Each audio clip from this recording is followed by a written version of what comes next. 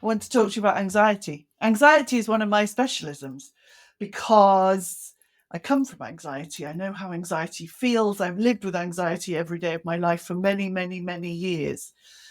But what is it? What actually is anxiety? Well, here's the thing. I spent a lot of my life trying to get rid of anxiety, trying not to feel it. Except anxiety is a normal, valid human emotion. We all experience anxiety to one level or another at various points in our lives.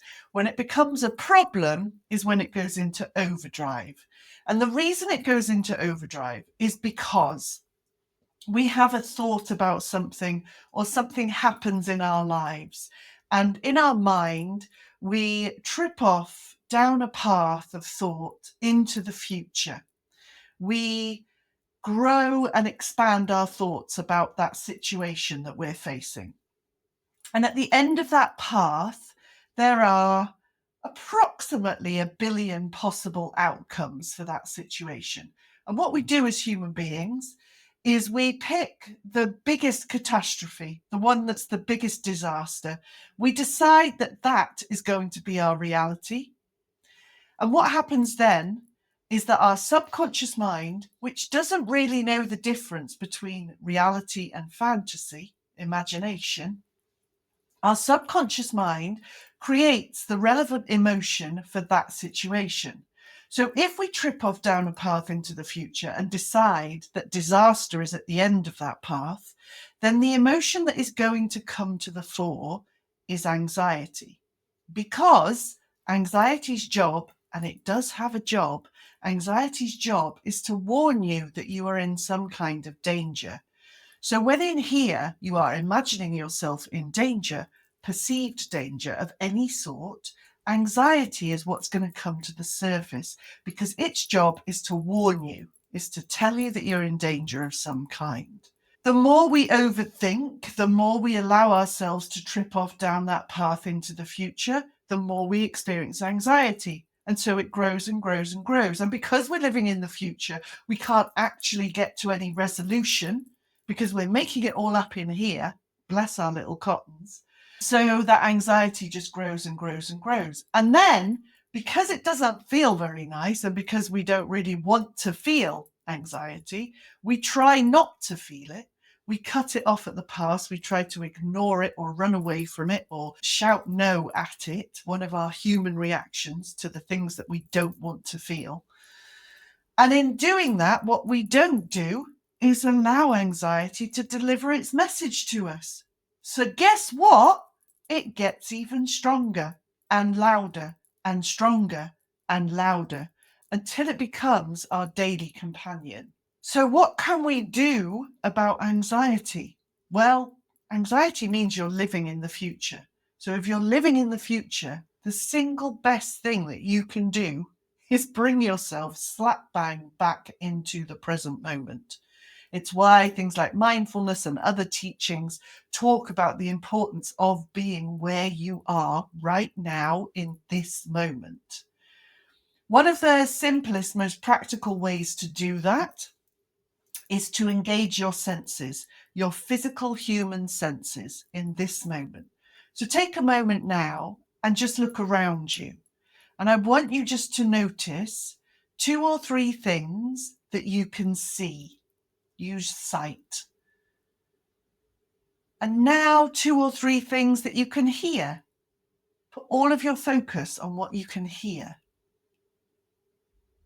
Now 2 or 3 things that you can smell. Put all of your focus on what you can smell. 2 or 3 things that you can taste. Bring your focus to the taste in your mouth. And lastly, 2 or 3 things that you can physically touch. Bring your awareness to how they feel. When you use your senses, when you click into your 5 different physical senses, what you're doing is rooting yourself in this moment, this one. Not in that imagined future, but in this moment, right here, right now. Another thing that you can do to root yourself in the present moment, in this moment now, is to use the practice of appreciation. There are a million different appreciation practices and a million different ways to use it, but it is a really effective tool for helping you to root yourself in the present moment. So again, take a moment right now and just have a look around you and just find something that catches your attention. So what's catching my attention right now is a beautiful painting that sits on my sitting room wall that my brother gave me. So I'm going to put all of my attention, all of my focus onto that picture. And I'm going to actively find as many things as I possibly can to appreciate about that picture. So it has a lot of different colors to it. There are reds and oranges and greens and blues and purples and yellows. There are a ton of different colors which I can appreciate. It's a picture of a vase of flowers. I love flowers. So I'm going to appreciate the different flowers that are being portrayed in that picture. It was given to me by my brother, who I love. So I'm going to take a moment to appreciate my brother. What I'm doing right now is rooting myself both in appreciation and in the present moment. Double whammy. Have a go. Look around you now. Find something you can appreciate. Find as many things as possible about that thing that you can appreciate. Say them out loud, say them in your head, write them down, whatever you want to do. Now, I said before that what we do as human beings is try not to feel the emotions that we don't want to feel. For my money, it is massively important that we allow ourselves to feel everything because our emotions have messages for us, because they're trying to tell us something, and because when we don't listen to a message, when we don't listen to something that's trying to tell us something, it just keeps trying to tell us and it gets louder and stronger. And the easiest way for me to explain that to you is to use an analogy that I wrote a few years ago, which isn't a perfect analogy because I don't think any analogy is absolutely perfect, but bear with me if you will. So I want you to imagine that you have decided that today you are going to just chill out. You're going to do absolutely nothing. You're going to relax and chill out. You're going to lie on your sofa under a blanket, watch the telly, eat the food you want to eat and drink the things you want to drink. You're going to relax completely. And so you start doing that. And after about an hour of doing that, the postman comes to the door with a parcel for you and he knocks on the door. But you are lovely and comfy and comfortable and relaxed under that blanket on that sofa and you can't be bothered to get up. So you ignore him. So he knocks a bit louder, a bit firmer on the door. But you're really comfortable and relaxed and you really can't be asked to get up. So you stay on the sofa and you ignore him. So now the postman tries the doorbell. Well, do you know what? Now, actually, it's starting to annoy you a bit because he's making noise and disturbing your peace. So you're going to get up, but you're not going to answer the door. You're going to go to the back of the house where you can't really hear the doorbell very well and get back to relaxing. So now the postman takes his finger and he puts it on the doorbell and he leaves it there for 5 minutes. Well, now he's really annoying you. He's really getting on your nerves and there's no way you're going to answer the door now because, oh my word. And so eventually the postman gives up and goes home. Yay, you won against the postman. Hooray. Here's the thing though. The postman's going to come back the next day.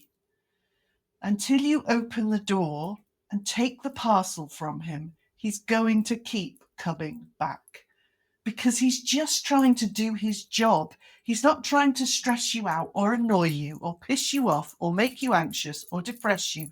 He is just trying to deliver his parcel. And until you open that door, he's just going to keep trying.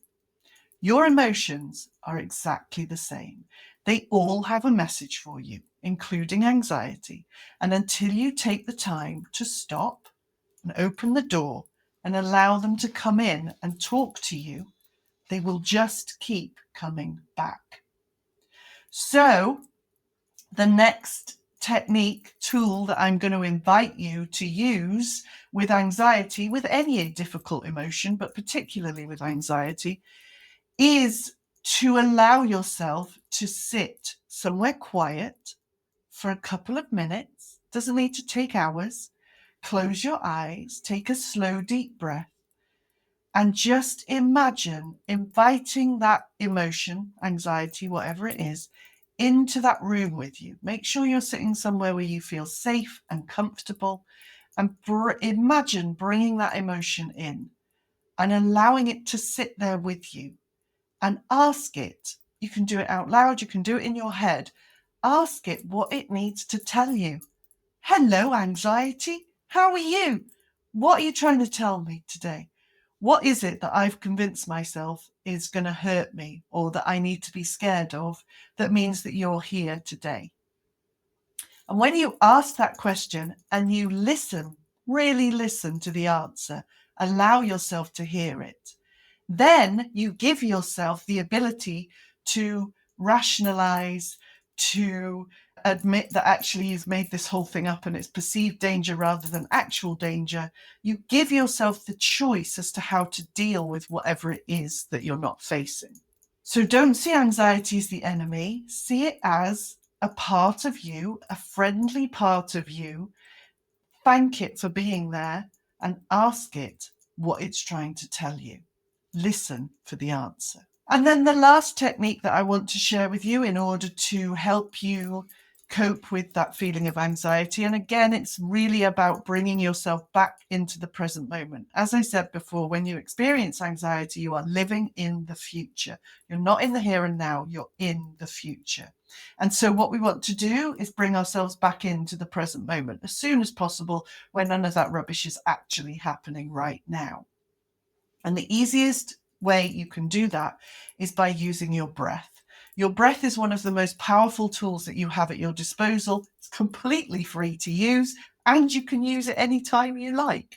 So really, I call this the snap back breath because it snaps you back from the future into the present moment. And all you need to do is to take a lovely, slow, deep breath in through your nose, and a really lovely, long, slow, deep breath out through your mouth for as long as you possibly can. But the trick is to put all of your focus, all of your awareness onto that breath. As you breathe in, really be aware of how that breath feels going in through your nose and flowing through your body, and really be aware of how it feels flowing back out of your mouth. Put all of your awareness, all of your focus onto that breath. It will bring you slap bang straight back into the present moment where none of that's happening. So that's me. That's it. That's what anxiety is. That's why we need to stop and listen to it. And that's some really simple tools to help you actually do